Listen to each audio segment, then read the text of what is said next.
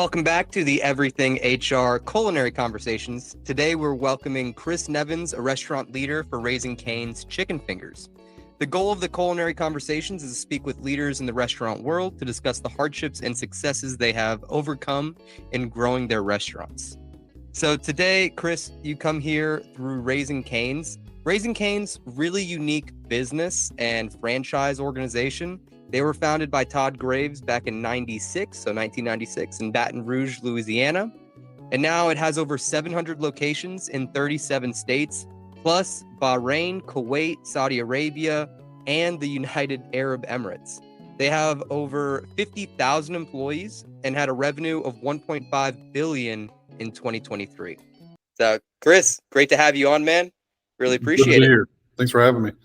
Absolutely. So just tell me a little bit about yourself, kind of your day-to-day as a restaurant leader for Raising Cane's. So I've been with the company, it'll be 2 years this January. The day-to-day for me is basically making sure that, the trucks are good. We call it the COGS, cost of goods. Doing the math on that, trying to get it as low as possible, but not sacrificing business during the week. We get our trucks 3 days a week. Some restaurants get a truck on the weekend just to make sure that, the higher volume restaurants are good, as the weekend is our busiest time. During the day-to-day, we come in, try to get there about 3 hours early because we do prep our stuff pretty fresh. Our cane sauce we make every day. We actually have a honey mustard that's not advertised that we do have to make from scratch. We make our coleslaw, lemon juice. So there's a lot of prepping that goes into the mornings just to get through the day. And then we do prep throughout the afternoon just to make sure that we're good on everything. And that way it'll help us with our trucks as well. So we're not just prepping on a day that we have the truck, so we know what we're low on before we order. That usually helps us maintain our inventory volumes and our counts for that as well. And then, during the morning before we get into opening for the customers to come in, we do our scheduling. We'll do our forecast usually daily. That way we can make sure, where were we at last Monday? What do we need to change our schedule with this Monday to make sure that labor is not going over? We get into market force, so we'll answer back any surveys that we might have had. We do like to call out on, compliment surveys. I know people focus on all the bad ones, but we do like to show the customer that we appreciate the good ones as well and let them know that we appreciate their business and all the things that they did like about Raising Cane's, of why we want them to come back. We also get into... we use an app called Paradox, which is fairly new for us. We were using iSIMS before as kind of a recruiting tool. So if anybody applied through our website or applied through Indeed or any other hiring services, we would get their messages there to set up interviews, do background checks with them, and just start a conversation with them to get them in. And then try to set up orientations because one of our mottos is that we're always hiring. So we will always get you in for an interview no matter what, even if we're fully staffed. My restaurant that I'm at right now has gone through some critically staffed times, and then it's been where we have 85 crew members at one time. Because we're always losing kids. Sometimes it's their first job, so they don't want to stay there forever. And like as a 40-year-old person who's been through the industries of security, coaching, all different kinds of jobs, I understand that, as a 15-year-old, 16-year-old kid, fast food's probably not what you're going to want to be in for the rest of your life. So I try to make sure that we're always being prepared so that when we do lose that kid, like we're expecting to eventually, that we have a replacement for them in the wings. Let me just say up front, you touched on so many great points. Forecasting your food costs, your recruiting, that's a major part that you included at the end there. Specifically, how you guys are always recruiting. I think that's really unique. A lot of places that I know, they don't put as much emphasis in recruiting, especially when they're fully staffed. So just that tidbit is something like super simple that I think any organization can just immediately implement to start increasing their recruiting. Right. So constantly have those. So do you have open interviews? Like, are people able to just kind of walk in? We do hire in events. Like last week I was at a restaurant. They're critically staffed at the moment, and they asked me to go over and just kind of help out with it. So we had a list of, if you were on Indeed, you could apply to have an interview, or if you wanted to reach through us through Paradox. And we set up about 67 interviews. Out of that 67 interviews, about 20 people showed up, and we hired about 16. So it's a good process. Not everybody's going to come in. For instance, through our app that we use, I have a gentleman that has applied for me for the last 2 years, and I've set up about 3 or 4 interviews with him, and he never shows up. So I've started to realize that there's going to be some people that you realize probably don't want a job. They're just applying because they're trying to say that they're applying for jobs, and they're never going to show up. But it's all about hitting it through the numbers. If you hire 20 people, maybe 30 people, maybe 6 or 7 of them stay on, but those can turn into really, really good crew members. So it's a battle of numbers. If I'm only looking to hire one person a week, then that person's probably not going to replace anybody that I really need them to, because they're never going to have, I'm not going to have the numbers to fill a kitchen or a front counter. Gotcha. Yeah, I mean, it makes perfect sense. Recruiting is such a dangerous part of the job, in the sense of like, it will make or break an organization. If you have one person on shift and no one else is there, that's it. Like, the shift is completely ruined. And then if you're fully staffed, it can make a hard day feel like a breeze, right? So I definitely cannot understate, or overstate, I should say, just how important recruiting is, especially for restaurants. Tell me about your organizational structure as far as what is considered full staff for you guys. Again, it goes off of your forecast. So whatever your allotted labor hours would be that day, you kind of want to have bare minimum staff would be about 10 crew members on a shift. That gives you 5 in the kitchen, 3 in drive-through, 2 up top. Not everybody has drive-through. Like our New York Times Square restaurant does not have drive-through, doesn't have dine-in. It's everything's to go. So it makes it a little bit different. So we have different layouts all over the country of different restaurants. So I can't speak on every one of them because I haven't been around them all, but our restaurant specifically is 10 crew members as a bare minimum shift. Now, are there times that we run with 6 or 7? Absolutely. Those make for hard days. But that's, again, where we want to make sure that we are always hiring to staff up those numbers, so that if somebody does call out, we have somebody in the background that can replace them within a phone call. We also use an app called Hot Schedules, so that if somebody does need to drop a shift or anything, they can reach out to everybody in the restaurant, and everybody gets a message saying that that shift's been dropped, and then anybody can pick it up in that moment. Just has to be approved by one of the GMs. Oh, that's awesome. I've actually never heard of that software before.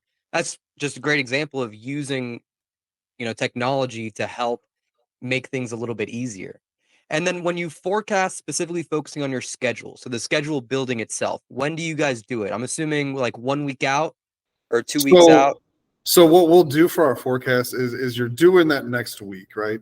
And we will take it from the last 3 months. How have our last 3 Mondays been?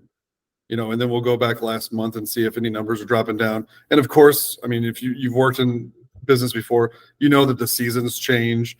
Us being right across the street from a college, like when school's out, we tend to lose a little bit of business. But at the same time, like we're in a situation where across the street at the school, they might have a baseball tournament that's not announced, and all of a sudden we get a Saturday that is way more business than we thought we would get. So forecasting can be tricky. That's why we try to forecast out about a month, and then we try to look back at the 3 months to make sure that those numbers are accurate. And then we also have to do it daily just to make sure that if we find out that there's a tournament tomorrow, now we need to change our forecast to make sure our labor is up high enough that we can bring in extra crew members so that we're not exceeding that. Because if we exceed that and somebody at corporate office sees it on a piece of paper that we're just blowing labor, then it's a little different story. But as far as scheduling goes, I have, I'll use the forecast, and then when I schedule the crew, I'll schedule 3 weeks out. So our crew has a schedule almost a month out, because even though I post a schedule in 3 weeks, I'm already working on that 4th week, so that they don't have any expected or unexpected shifts to pop up, and then they don't know that they're working. They can plan around their schedule, so it makes them have a little bit more freedom when we talk about flexibility of your schedule, so that they can plan a vacation, or they can plan a day off, or a doctor's appointment, and they're not calling in the day before, because some of the people that I have work for me come from different businesses where they're like, yeah, our schedule posts on Sunday for Monday. So they have 1 day to get their schedule for the whole next week. Yeah, that's the common one that I see. So like, as far as whenever I speak to other restaurant owners and and other restaurant leaders, that's usually the angle. It's like that Sunday, sometimes they get it done on like a Wednesday, like that's their deadline to get it done. But then usually like Sunday or Saturday, maybe you actually hand it out to the team, and then their entire week now has to fit to that schedule. And it's always like putting out a fire, right? That's the one thing I love about forecasting in general, with everything you do, recruiting, profit, with your labor hours, with the food costs. Forecasting helps so much. And it's just an invaluable system that it can really easily be implemented. All it takes is just education. Like, it just takes the knowledge of knowing how to do it and what to look for exactly, and understanding the trends of it, right? Because when it comes to the trends, it's really easy. Like you said, if you don't understand the community and you kind of see, oh, they have a game today, or school is out and the seasons change, without understanding your specific community, it's really hard to actually be able to identify trends, because every week will look different if you're not putting it through more in-depth lens. So I love the way that you brought that up as far as the community, as far as looking at the different seasons, like all that is super, super critical when it comes to doing your forecasting. And our crew members, I mean, we're relying on high school kids, right? So they're kids that don't make their own decisions in life. Their parents do. So like when their parents are getting the schedule, their parents might have had something planned that the kid's not going to tell me about off the bat. So like if I'm posting that schedule a week before, and now Susie has, she got to go to her great aunt's house on the weekend. Now she's calling in. So it helps the parents plan out their schedule a little bit better too, when we're relying on these young people to be our team in our restaurant. We're just coaches, but it's about them being there to make sure that business runs smooth. The people, that's what it's all about, right? Mm-hmm. It's all about the team. It's all about the staff. Because if you don't have them, the store will not run, right? But I had a coach in college. He always used to say, like, it's not the X's and the O's, it's the Jimmy and the Joes. I like that. I might have to steal that one. Yeah. And then, you've brought up coaching a lot. I know that's kind of one of your backgrounds. Can you tell me a little bit about your individual background in coaching, and then maybe how you utilize some of those skills into your current position? Yeah. So in high school, I was a 3-sport athlete. I played baseball, football, I wrestled. If anybody knows anything about scholarships, football pays a lot more than baseball does. So I took a football scholarship down to North Texas. While I was there, I had all kinds of different coaches. One of my coaches was very, very supportive. He was always there for you. Like he met with you on a personal level, always asked about your family, remembered their names. When they would come to visit, he always made you feel very welcome. And then there was the opposite side of that, where you had those hard-nosed coaches that their job was to try to destroy you. They wanted to tear you down, so that any little tiny piece of positive reinforcement they gave you felt like that. It felt very unique, so that you wanted that. So when I started coaching in 2008, when I was done with school, I went straight into baseball, wanted to be a coach. Ended up doing a club sport for about 6 or 7 years, jumped into high school baseball. I've coached college baseball at Harris Stowe. We won a state championship at DeSmet in 2019. Then we went over to St. John Vianney. But coaching the different ages, so like I would go from 15 to 18, then drop back down to 15 to coach the younger men.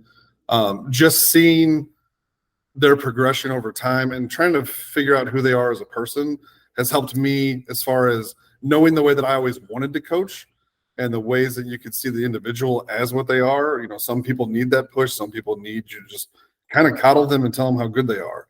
Some people just want a compliment here and there, because they might not be getting it at home, because not all kids have great lives, right? But they all need jobs. So just being a coach kind of helped me meet them on a personal level. So when I first started working with Raising Cane's, one of the biggest things I wanted to do is meet the crew before I started like coaching and telling them how to do their jobs. I wanted to know who they were, so that when they do have those moments where like maybe they don't want to work, all you had to do is mention, anime for one crew member, and they would start talking about anime, and you would just see them light up, and then their work improves, because now they're thinking about something that has nothing to do with what they were doing wrong.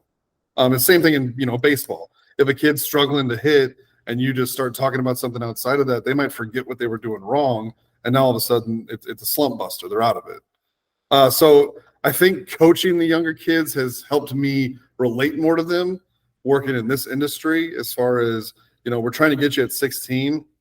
We want to keep you till you graduate high school, and then you're going to go off to college and get a degree in something else and go on and live your life. Or, maybe you want to keep pursuing this career and then you become a manager. But I want to make sure that you enjoy coming into work, because if you don't want to be there, that's when you have your call offs. That's when you start changing jobs over and over again. And then you lose a crew member that could have been really, really good if you would have just made them feel welcome at work. Yeah, I mean, that is the culture, right? So you're developing a culture through your training style, and it's meeting them where they are, right? Because everyone is at a different point in their life. Everyone, whether it's maybe your peer as far as like another manager, another leader, or even, someone that's brand new that is in high school that you have to like talk to them wherever it is that they are. And I think that is such a unique thing in the restaurant industry, because it's so easy to just, everything is a fire that has to be put out. Everything is an emergency all the time. And then whenever you run like that, it's so difficult to meet someone where they're at because you're putting out fires all the time. And specifically in the restaurant industry, I feel like it's such a normal and such a commonplace situation or scenario, I should say, that you can just, oh, I'm just gonna berate you, or I'm just gonna yell at you, or I'm gonna do whatever because that's how I was taught, or that's how I was trained. Do you have any suggestions for someone who might be in that mindset, or they think that is their specific tool that they can use to improve their team? I mean, like I said, with knowing the individual, like if you're not taking time to learn who your crew is, you can't relate to them at all. So like if somebody's having a bad day, you won't know they're having a bad day. You're just going to think that they're in a pissy mood, right? To where like if you know like this is not how this person usually acts, you can usually relate to them. And if you talk to them about their family, like see what's going on at home. If they don't want to talk, then they don't want to talk. But I see a lot of people in this industry, they'll focus on what's going wrong. Let's fix what's going wrong. But like what went right? Like how can you keep improving on what went right? And when you get on calls with other leaders around the area, the higher ups are always asking like, what's working at your restaurant that you could tell this person at their restaurant to improve it. They don't focus on the wrong things there. They don't say like, hey, what's going on wrong in your restaurant? And maybe it's going on in theirs and they can fix that. They always want to know what like worked for you. But I feel like that doesn't always translate to just the regular crew members, because all they ever focus on is like, oh, well, she's not putting that together right in the packaging for the customer. Well, what did she do good? Like, is that the spot that she really needs to be in? And we have a saying at Raising Cane's, aces in places. Not everybody wants to work in the kitchen. They maybe want to work in drive-through. So why don't we put them in drive-through and focus on an area of the restaurant that they really, really enjoy? And then make sure that we have a really, really strong drive-through. Our cooks that drop our chicken, we call it bird. They're bird specialists. So like we have to get individuals in there that really care about dropping bird to make sure that we're not holding. And that's usually how our kitchen goes so fast, because we're never holding on food. It is dropped fresh. And we have a very, very short window that we need to get that chicken out in. So the drops on it have to be accurate. And they have to go through training on how to do this to become a bird specialist, to make sure that they are doing what needs to be done in the restaurant, to make sure that we're not just wasting a bunch of product, which then again is how you drop your labor down, and then we don't have hours for people. I love it. The whole thing, fantastic. And specifically is the perception from like the higher ups to some of like the lower team members. And that perception shift is so huge, where you were saying that at a higher level, they all want to know what went well, what's positive, what is good, so that way I can take that positivity and then potentially move it over here to an organization that maybe, or a location that might not be doing as well. But then at like the infantry side, or the ones that are like in it fighting, right? Not the generals talking about it, but the guys that are in it, they're the ones that are just like, you're in the foxhole, right? Like you're dealing with the issues, you're dealing with the problems yourselves. So it's really hard to see, kind of taking that step back and being like, what went well? What are things we can improve on? But let's focus on like our wins today. And then let's discuss those wins with our team, because that's what's actually going to develop a dynamic where you can have that communication. Because that's one of the biggest parts of you that I think that you've brought up, is communication being such a critical piece. Communicating with your team, communicating with your higher ups, having that full spectrum kind of conversation. Mm-hmm. And I always, I have a manager that works for me now, and he appreciates my feedback. And what I call it is a crap sandwich. I always tell you one really good thing that you've done well on your shift, and then I give you something that you have an opportunity to fix, and then I follow it up with another thing that you did good. That's why I'm giving you 2 positives and 1 negative, basically. So I'm telling you what you can improve on, but I'm leaving you with something you did well so that you feel good about our conversation. And that goes back to I used to work for a showcase company where I would travel the country and we would do showcases to get our high school baseball players in front of college coaches online. And this happened all around during COVID. Baseball teams lost their budget. And what I would do is I would go to those cities and I would put on a showcase. That way, if we're in Arizona, a coach in New York could watch the showcase to recruit without having to spend money to go there on their own, kept their budgets higher. But I had a meeting with somebody and he started in the middle to kind of veer off. And he just said basically, how can we make this, what do you want out of this conversation to make it successful? And I thought that was a crazy thing to ask, but it's just getting to the point. So that's why I came up with my thing is the crap sandwich of I want to get my point across, but I want you to leave feeling like you did something well. I always want people to be positive so that they can go fix that now, knowing that everything I just said to them wasn't everything they did wrong. And now they're depressed. And now they're not going to focus on fixing the problem. They're going to focus on I never get any positive reinforcement. I don't even know why I come into work. And then you're going to be looking for a manager in 2 months. No, absolutely. Crap sandwich. I love it. So write it down. If you guys are out there, you don't know the best way to communicate with your team. Very, very simple format. A win, something to work on, and then another win. So awesome. I love it. And I think just that, just only having one critical point to work on, or one point that you were specifically are this is what you need to improve. This is what you need to work on. This is the failure that we may have had to deal with to then overcome it for the success. Just that, I think, is so important, because if you can hit someone with, X, Y, and Z, and you did the fries wrong, you did the bread wrong, the chicken is wrong, you didn't do it fast enough, the quality was off. How are they going to fix all of that, right? It's just not possible. So instead, focus on one thing, and then that one thing you coach, and then you hold them accountable after, right? So, hey, this is what you did wrong. This is how you can fix it. And then afterwards, keep an eye out for that. Maybe if they're not in your specific shift, have that conversation with the next shift leader. Hey, I coached this, our team member here on improving their quality of the toppings. Make sure they're using their scales, make sure that they're specifically doing this the right way. And just that. And then that's it. With that, the next time you see them, hey, I spoke to so-and-so, the other shift manager. They said that you killed it. You did awesome. So then you reward them by showing them that you see what they're doing, but all of it comes into communication and fixing one thing at a time. We have a thing called Cane's Love at our restaurants. And basically, they want us to give out gift cards. They want us to reward the crew for things that they did well on. Or, if you have a crew member that's picking up multiple shifts to help out the restaurant, give him a gift card for gas, or give him a gift card to go eat something. That's awesome. Can you elaborate a little bit more, as far as some of the employee relation benefits, or things that you guys do to maybe praise your employee, using a gift card, maybe giving them do you guys have employee employee of the month, or do you have kind of different programs in place to show appreciation to your staff? We have what's called crew member of the quarter.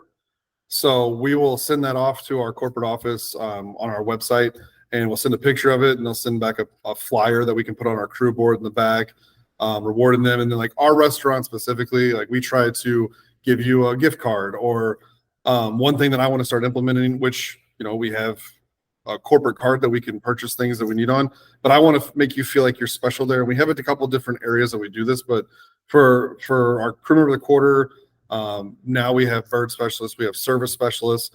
Whenever somebody gets that role, I want to get you a plaque, and I want to put on there your name and the year and what your title is now. You get a little bit of a bonus with it, but I want you to feel special about that, because if you make a big deal about someone getting some small promotion where you're just you're rewarding them for going out and getting good surveys or making sure that customer had a good experience in your restaurant, it'll make other people not jealous of that, but like want that accomplishment. You know, if you're a 16-year-old in high school and you see this kid your age getting awards and gift cards, you know, if you have any kind of competition bone in your body, you're going to want to strive for that as well. And those are the crew members that you want, are the ones that are always wanting to get better. And like I said, if you don't reward them or you don't give them positive reinforcement, like they're going to think that finish line keeps getting further and further away from them. So if you give them a goal here, like you want to be a service specialist, you'll get a plaque, you'll get a gift card. We're going to make a huge deal about it. And then your next one is going to be bird specialist. Your next one's going to be RZM, which is restaurant zone manager. Your next one's going to be restaurant manager after that, and then salaried management, and then up from there. We want you to keep seeing that, you know, the goals are here and they're just kind of checkpoints in your career with Raising Cane's. There's 2 points there that I think are super, super critical. One is that employee relations. You know, identifying something that you want other people to start representing or to start doing and make that a metric of success, right? You know, maybe getting that one promotion or, you know, getting trained in another field, making that a bigger deal will then make everyone else want it. I completely agree with you on that side because you're right. Competition can be effective and it can be beneficial. And if the competition is done in a healthy way, I definitely think that is something super, super critical. Another thing that you brought up at the end there was that like a step ladder. So with your step ladder, as far as the positions that they can move up to management, is that something very clear that they kind of know of in the beginning? Like, you know, you start off in doing, you know, whatever position it is, like a fry, cashier, and then you kind of move up, like they know that shift lead is next, and then restaurant leader, and then like maybe leading their own store. Is that kind of something that's kind of given to them from the very beginning? Yeah. So when we do our orientation, we have what's called the crew journey. And it explains every bonus you're going to get, every raise you're going to get, every position you're going to fill all the way up until you can have your own restaurant. And then if you want to keep going from there, like then there's other people you can talk to about moving up the ladder in the corporate office or anything like that.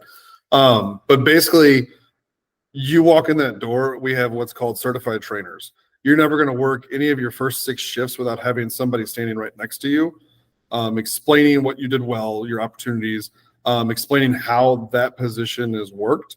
There's a checklist of things inside their training book that we give them that they have to complete.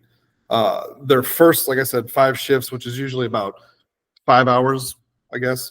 They're going to have like 25 hours in each zone, which is where they're going to get explained everything they have to do. At the end of their shift, they get to sit down, have a half an hour conversation with their trainer so they can ask any questions about how it went on. If they need extra time in the zone, they can have that. And then it shows them, you know, at this hour marker, you can become a service specialist, and then you get a bonus for that. At this hour marker, you can become a bird specialist. At this marker, you can become a certified trainer, because we do offer an extra little wage while someone's training somebody else. So like people want to become a certified trainer because they're going to make more money when they're training somebody. So that's a goal that they can get to. And then once you get there, we have high performing crew members, which we call hypos. So when you get to that stage, that's when we're starting to look at you as, would you like to be in management? That's where we're going to give you a little bit more responsibility in the restaurant. You're still a crew member and you're still valuable, but now we're going to give you some things like counts. You know, we're going to trust that you can go count how much coleslaw mix we have inside the walk-in freezer. And then we're going to follow up on that to make sure that you had accurate counts and that you're actually doing it and not just going through the motions. But we're going to give you, we call them IDPs. So it's an individual development plan. So we'll sit down with them and go over like, you know, we got 10 areas that we want you to focus on, but we're going to focus on this one right now. Because if you prioritize everything, you prioritize nothing. So we're going to let them choose one area that they want to work on, and then we're going to get them really, really good at that area, and then we'll move on to the next one. So we're doing it in baby steps to get them ready so that when they do become what is the next step past a hypo, RZM. So it's a restaurant zone manager. So you'll come in every day and you're in charge of one zone of the restaurant. And that lets the other MOD, the manager on duty, kind of rotate around the restaurant so they're not stuck in one area, which is what we call bottlenecks. So if we get a bottleneck in the kitchen, that zone manager's in there, that's their area. they get us out of it while we're worried about the customers up front. And then after that step, that's when you can start looking at, like, I want to be a restaurant manager. And then you're a key holder in the restaurant, you're running shifts, but we make it sure that you are ready before you get there. So it's not a shock and awe of us just hiring you to come in, and now you have the keys to the restaurant and you're on your own. That is such a dynamic structure. It's awesome. So anyone out there, as far as like not sure of how to structure like promotions or things like that, because that's really hard in the restaurant space. Like, typically you think of like a shift runner and then the general manager, maybe a few other managers to like watch things, but breaking things down into the zone, into a trainer for in the individual zone, from there to be like a leader of a zone, to then mastering all the you know what I'm saying? Like, that's such a great way to break it up in a way that people feel like they're progressing. And, I'm not stagnating in one position, which is a huge problem, which causes a lot of turnover, is people want growth in their careers, personal development. If they don't feel like they're getting that, then they're going to leave. So breaking it down in a way that you can give them like specific targeted growth that they are striving for. They always know what the next step is. It's like fear of running away of failure while also moving towards success. It's both angles that you guys very clearly level out, which is very obviously one of the reasons that, Raising Cane's is as large as it is. And then so the operations for Raising Cane's, is it specifically based off the franchisor's kind of wants, or do you know, like, how much of a corporate hand does Raising Cane's corporate have on the franchisees? So, like I said, I've only been here I'll be 2 years January, but under my understanding from what everybody's told me and what I've read online is in 2015, they brought back all the franchises. So there's not any franchisees out there anymore unless you're like in a different country. Like the Panda group that owns Panda Express, the Panda restaurant group, bought 2 franchises outside of the immediate U.S. Like they're going to be in Alaska and Hawaii, so they're going to own them on the non-continental part of it. But outside of that, like they bought them back because from what I was told, they had some restaurants that they were bought by a franchisee and they were selling like hot dogs out of the parking lot. And then when corporate would come in, they're like, you can't do this. Like, this is a bad look for Raising Cane's as a name. And then when they refused to change the way they did, they bought them all back and they said that we'll just work on the corporate side of this, which I think has helped out tremendously because we have what are called BU teams all over the areas. And it's the business unit team, but it's like our little corporate office local to us. So we have an area leader in that. We have a regional leader in that. We have marketing, recruiting, training. So these are all people that come into our restaurant on a weekly basis to make sure that we are following Cane standards. We are training the right way. The crew members are happy. The restaurant is up to standard. We have a RPS program, which is Restaurant Performance Standards. So it's our own personal person that comes in and rates us on, is the restaurant clean? Is the restaurant doing what Cane's wants us to do? And they rate us on everything and then give us a final result of that in a percentage to make sure that we are actually living up to what Cane standards is. So I think as far as like where I've come from in the restaurant industry, working in a couple different places that I've worked at with franchises, there's not a whole lot of that structure there because it's somebody bought that restaurant and they want that one location to strive. So, for instance, I was an assistant GM back in 2009 at a restaurant, and I was making $7.50 as an assistant GM. My lowest level employee was making $7.25. So I didn't feel like I was actually like anywhere in the top leadership. I mean, it was his show. He came in and ran it, and it was basically like I was just there to turn the lights off for him. After my orientation, there was no training. It was, hey, take some orders. All the combos and everything are on the menu.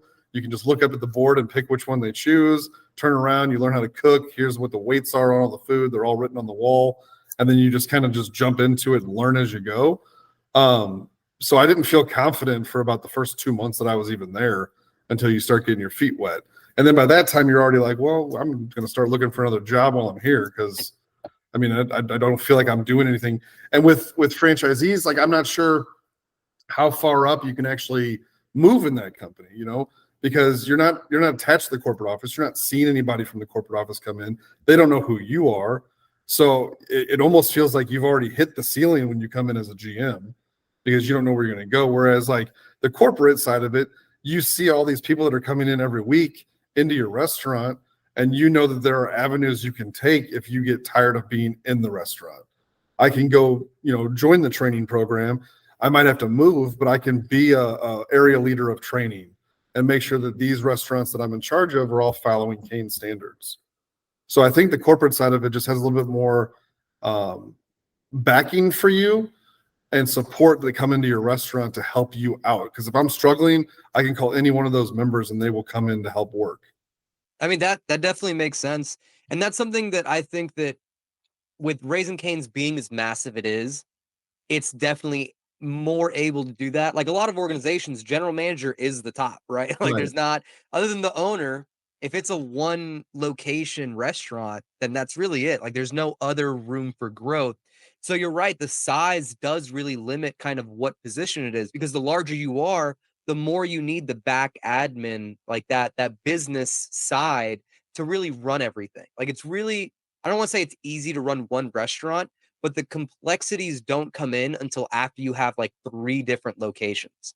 You can always outwork, or not always, but you can outwork kind of one rough location. You might be able to outwork 2, but anything after that, the payroll, the recruiting, everything will suffer if you don't have kind of that back organization that really helps push everything forward.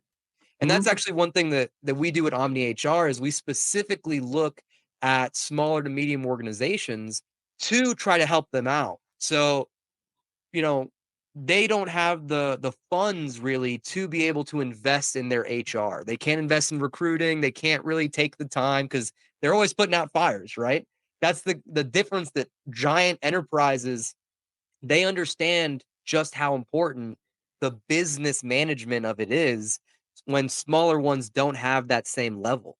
But so much great information as far as like what the way that you're breaking it down, I think is really, really easy for people to understand. What is your kind of hope within Raising Cane's? Like, do you have a specific target that you're shooting for? I mean, any job I ever have, I want to be the CEO. So I would love to move up there. But as far as like my near future, I mean, area leader job, just kind of helping out multiple restaurants.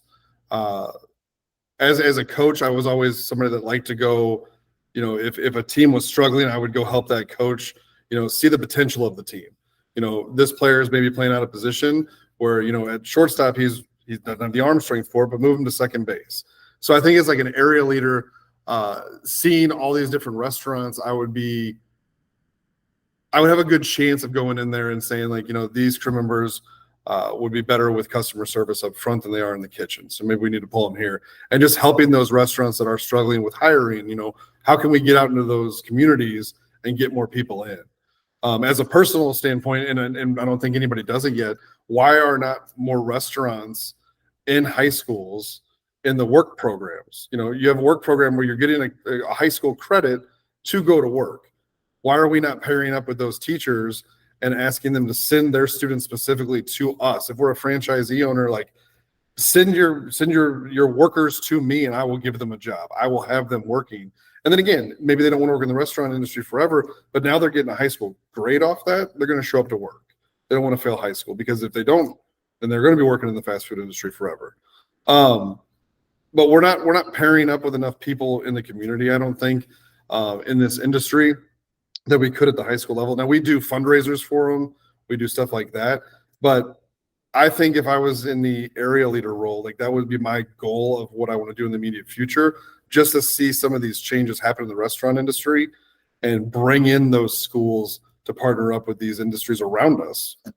I mean, those restaurants are putting stuff on our billboards at school and paying for advertisement slots, but we're not in the school working with the principals or the coaches.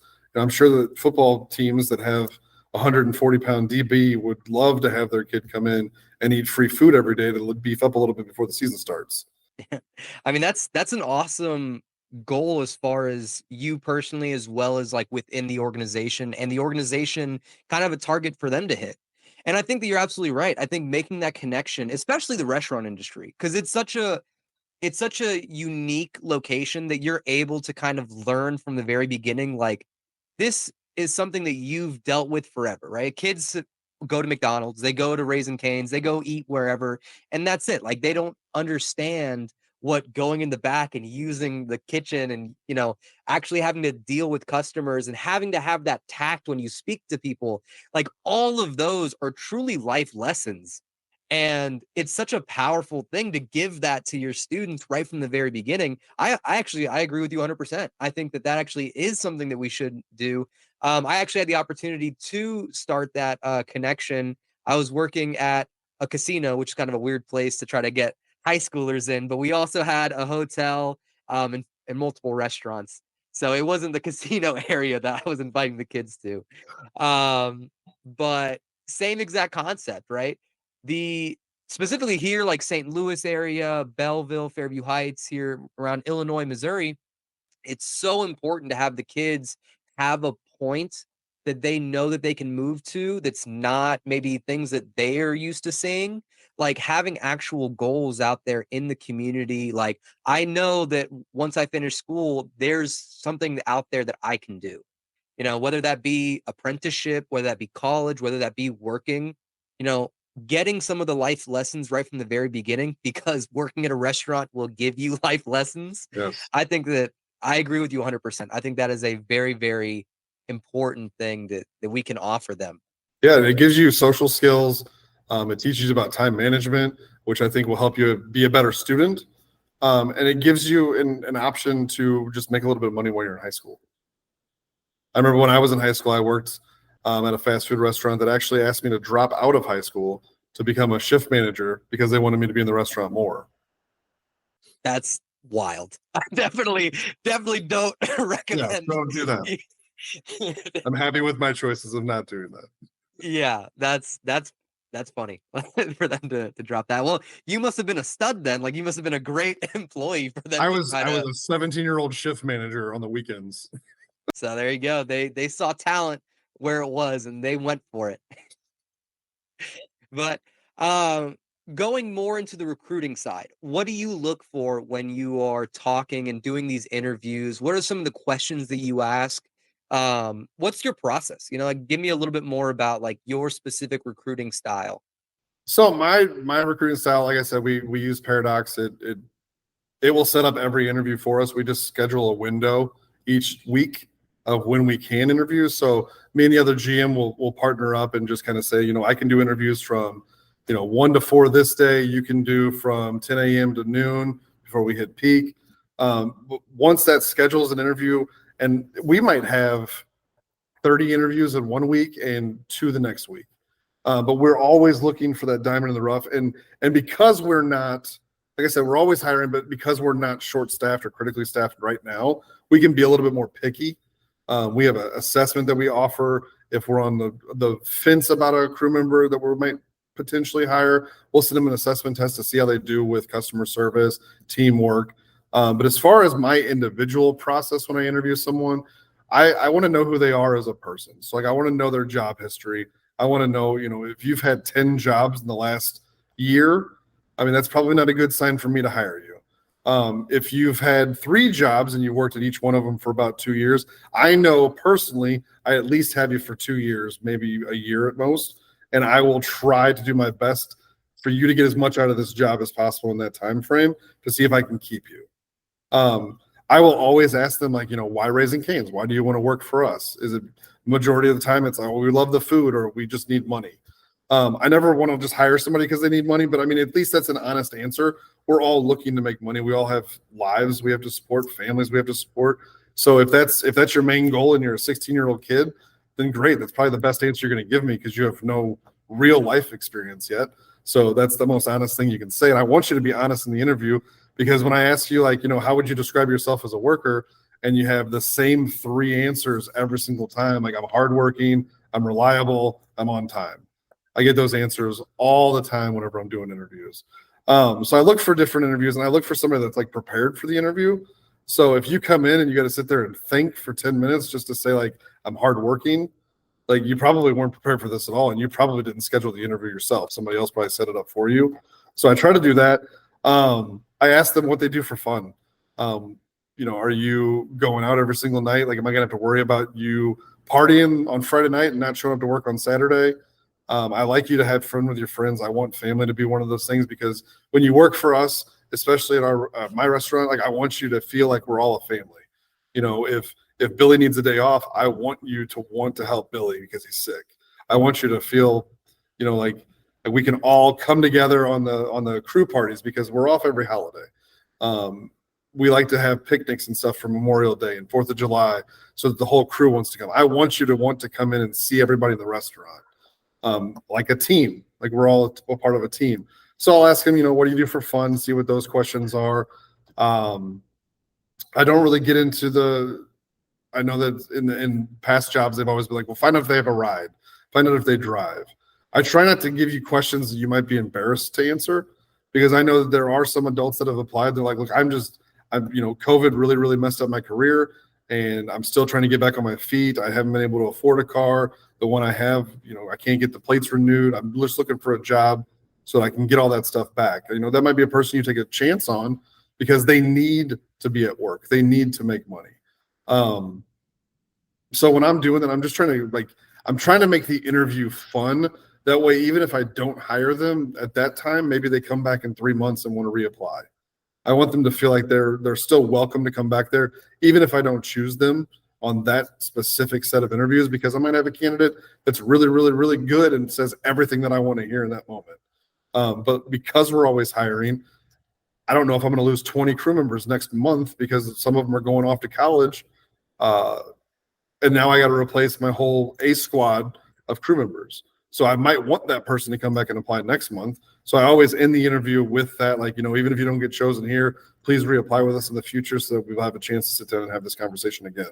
What a great perspective that you're putting out there. As far as I want the interview to be fun. What a crazy concept that is not ever thought of. Which is actually exactly what you want. I used to do recruiting. That was one of my big things in HR, as an HR business partner, was pushing recruiting. And one of the things is the first 5 minutes is you want it to be the icebreaker. You want it to be like, hey, look, this is just a conversation, relax, and then having that conversation, because only after you get through that kind of icebreaker are you able to really see who they are. Right. Correct. And obviously, just in the interview, you're not ever going to know exactly who they are, but you try to kind of peel away the onion, right? You want to peel away some of the masks that they may put in front to try to figure out, who are you really? And tactical questions are exactly how you do that. And the way that you kind of said, I want it to be fun. I want to have them keep applying. That's perfect, because you want someone that doesn't apply one time and you never see them again. You want the person that applies a few different times because they picked you. They want you for some reason. Maybe you're close, because that's the only reason that I could think of to apply for the same position after not getting it. It has to be close. You have to really love the culture. You have to really want the position. There's a reason. And so putting that out there up front, letting them know, hey, it's okay if you don't get this one, apply again and we can have another conversation. One thing that I really like to do at the end of my recruiting, specifically depending on who it is, will be coaching a little bit. Hey, high schooler, is this your first interview? Let's have that conversation. The way you're dressed, not great. The way you're answering your questions, let's see if we can improve that. Having that conversation, because you're right. A lot of these people, they either had a job for a long time, COVID might have come around, they now no longer have it. So they're interviewing for the first time in 20 years. You have the people that are brand new. This is their first or second interview. It's always, you should always be better at interviewing than them, because you do it all the time, right? Ideally, you should be the person doing the recruiting. And when it comes to recruiting, it's such a valuable skill that I think that people don't understand. Being able to look at someone in the eyes, being able to ask them questions, being able to riff off of what their answers are to go deeper in. My thing is always, depending on how much information they provide and the details they include, that'll tell me if they actually know what they're talking about or not. And obviously, Yeah. that's, very blanketed because it really depends on the position itself. But even something super personal, like, hey, tell me about yourself. Cool. Tell me what you like to do. What are your hobbies? If they can't give you a straight answer, then they might not want to tell you their hobbies because it's like you said, I drink all the time, I go out, I party all the time. Like, but you don't know that if you're not asking the questions. Yeah, So I think one of my favorite questions is what you're saying is in their hobbies. If they say video games, like I worked at GameStop for 10 years, so I always am like, well, are you PlayStation or Xbox? And then we'll have a little bit of a discussion on that and like what games you play, and then they open up a ton because now you're relating on them with like something they're passionate about. so. A lot of people may not have experience as far as being leaders in restaurants or leaders in general, and they kind of jump into it. Like if I've seen it a lot in restaurants where you have someone come in as like a driver and they make their way up to a high level leadership position, but they may not have gotten any other training outside of that one organization. And then at that point, you're limited to the level of training that organization offers. Are they offering you management training, customer service training? Are they mentoring you? And the way that you, like your environment as you grow up, will ultimately change who you are as a person. And leadership and your leadership style is the exact same concept.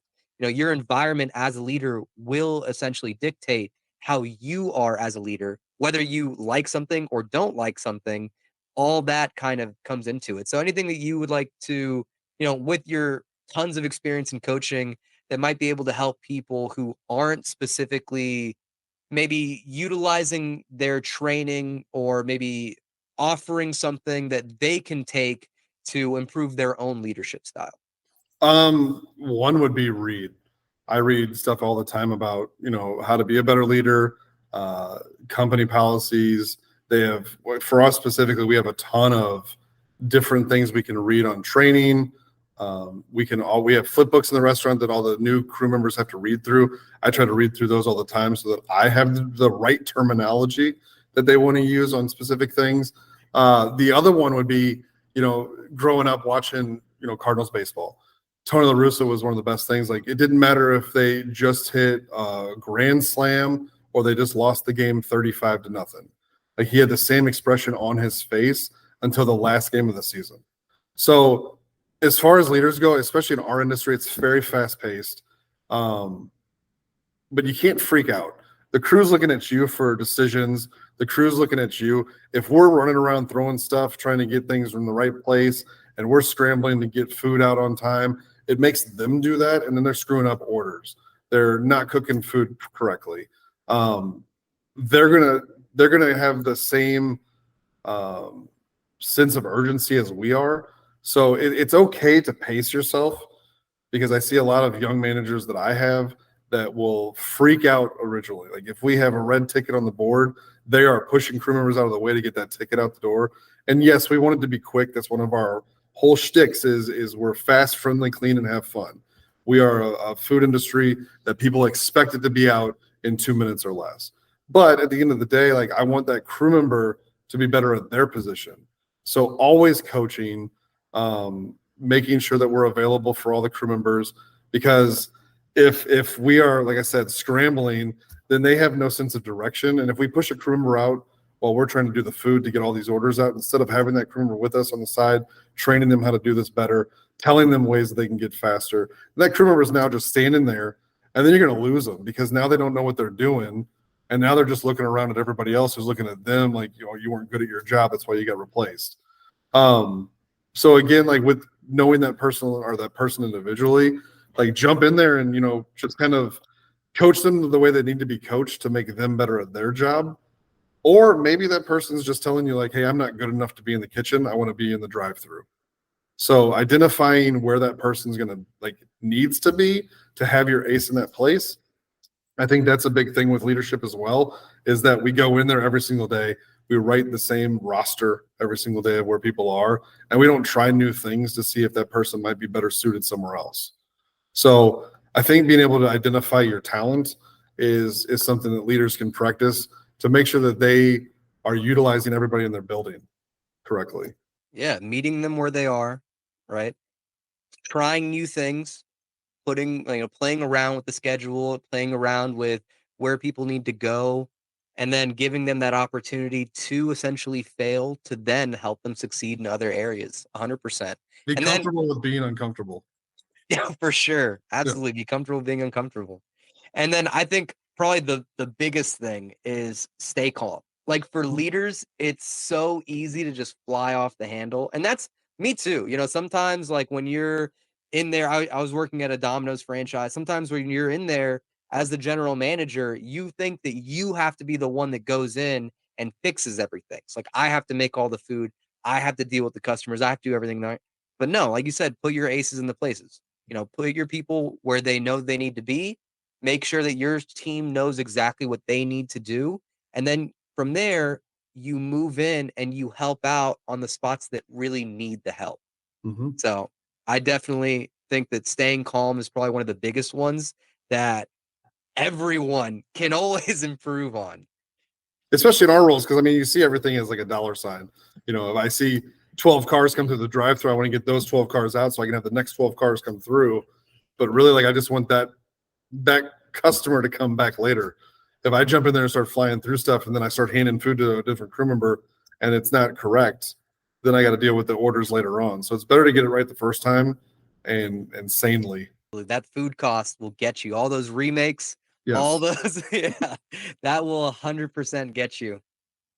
Awesome. How about someone, let's go even like a little bit more like lower, I guess, or like more initial. What would you say to a high schooler or someone who is working in the food industry for the first time? I would say give it a shot. I think everybody should work in fast food at least once in their life. Just one, even if you come back as a customer, like you understand it a little bit better, because we do have kids that get yelled at all the time that we have to deal with from customers that, they just, that crew member didn't smile at me. I'm a big proponent on customer service. I think that everybody should be treated well when they come into a business, but also like we don't know that person's background. At Raising Cane's, we do hire people with disabilities, so they might get screamed at and have a disability. So like that's things that people don't always listen or understand. But I would tell the high school kids, like one, like you usually get free food, so there's a plus to it. But it also teaches you about time management. It teaches you about like this is your job in this restaurant as a part of the team. It makes you feel welcomed. It will teach you later on in life about how your role in the restaurant or work is.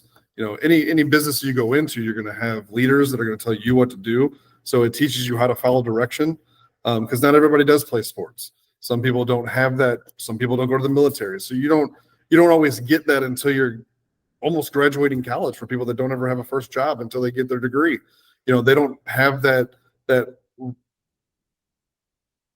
feel of how it's supposed to be. The systematic part of a job is supposed to go. And when you get orders, like follow those orders. When you are told to go take out the trash, go take out the trash. So it teaches you a little bit about humility as well, without learning that on your first big person job. No, I definitely get it. Yeah, there's so many life lessons, so many skills that come from learning in a restaurant. I'd have to say one of the biggest ones is it will end. Like Yeah. it will not last forever. Like you can deal with something that is hard and it will end eventually. It's like not giving up, pushing through to the end. I definitely think there's tons and tons of life lessons that the restaurant, fast food specifically, teaches you. Oh yeah. Well, Chris, thank you so much for coming on out here. I really appreciate it. I think the conversations we went through today were fantastic. I think there's a lot of great tactical advice that whether you're just starting out or you're a seasoned veteran in a restaurant or an owner, franchisee, to learn about and to utilize some of these tools. Yeah, thank you so much. I think this is awesome for people starting out from the business or people that are kind of struggling in it as well, getting some information. It's really awesome you're doing this. Thank you. Thank you. All right. Well, if you stick with us this long, I truly appreciate it. If you like the content, please rate the show. And if you're feeling a little crazy, maybe share it with someone.